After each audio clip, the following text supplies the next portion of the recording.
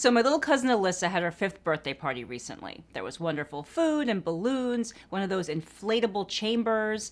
Yeah, it's a bounce house. Oh, it's a bounce house. Anyway, so there was a theme. I'll give you a hint. She wore the blue dress of a certain icy Disney princess. Of course, Frozen.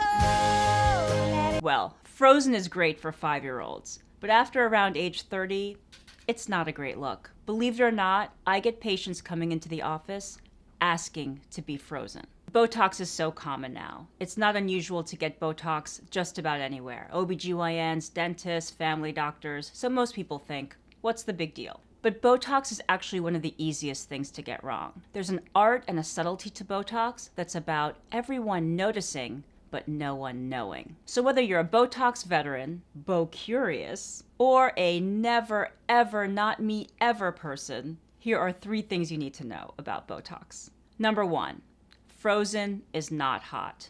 Let's say I have a lovely client who comes in 2 weeks after her Botox treatment and follow-up. She's happy with her treatment. She says, I love that the lines are gone, but she's a little concerned. She says, watch what happens when I frown. So I say, okay, go ahead and frown. And I watch, and this is what happens.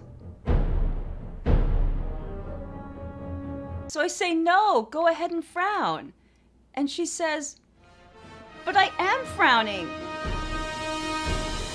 I can still move. In the early days of Botox, it wasn't unusual for patients to be completely immobilized, but frozen Botox is so 2007. Botox is meant to soften wrinkles that are present at rest, but at some point you've got to be able to move. Immobilized Botox is telltale. I don't care if you're a poker player, a mean girl looking runway model, or a sentry guard at Buckingham Palace. At some point, you've got to be able to move your face. Number 2, how low can you go? Everybody wants to talk about units. In the forehead, 20 units is typical in a lot of cities, but many women can do well with 15, even 10. In between the brows is a little bit different. The muscles there are small but strong. So usually at least 15 units will be required here, 20, sometimes even 25.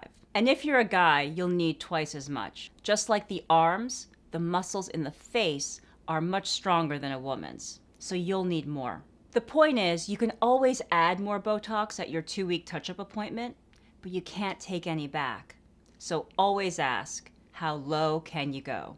And number 3, laugh a little. By that I mean, go easy on the laugh lines. Unless they're super deep or super numerous, a few laugh lines at rest can be lovely. I know some patients hate them, but I really try to discourage patients from overtreating this area. So what else do you want to know about Botox? Ask a great question and I'll answer it in my next video. Meanwhile, subscribe, and I'll see you next time. Bye for now. What makes men and women attractive is very different. So guys, today, let's talk about what makes you attractive. So what else do you want to know about Botox? So, bleh. It's not even a muscle. I don't know why we're laughing. What are you talking about? I'm talking about legs. Yeah, okay.